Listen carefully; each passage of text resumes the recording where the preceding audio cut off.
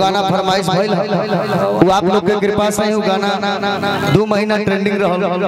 आप लोग आशीर्वाद देने वो गाना के बाद हम कुछ लोकगीत गा दे खिजलवे में भइल जे कर अरे जनमा सुनले हो खबर हमार नाम प्रभु श्री कृष्ण कन्हैया के गाना है भजन है कि जादव जी के नाम कि जादव जी के नाम हो अरे कान्हा जी के नाम खिजलवे में भइल जे कर जनमा सुनले हो खबर जादव जी के नाम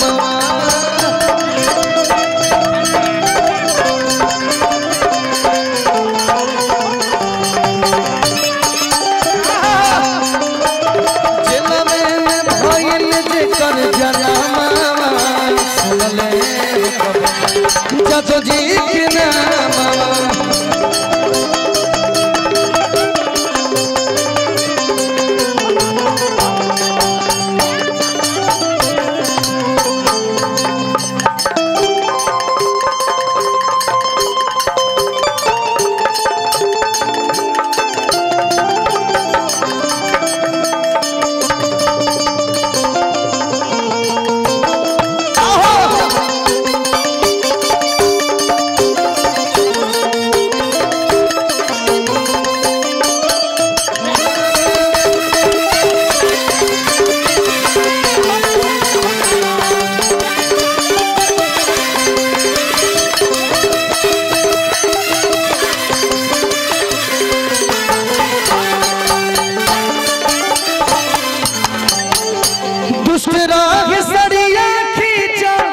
रखले आई नारी के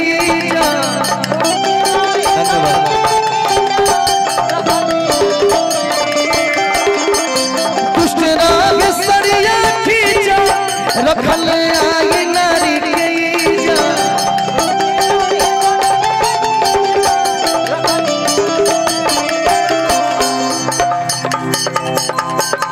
एगो लाइन छूट गेल तो गा देतनी हमें पापी कंस रहे जे करवा मामा सुनले हो कब जादव जी के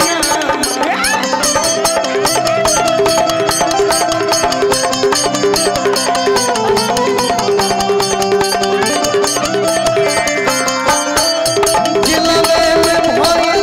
कर जनमा सुनले हो कब जादव जी के नाम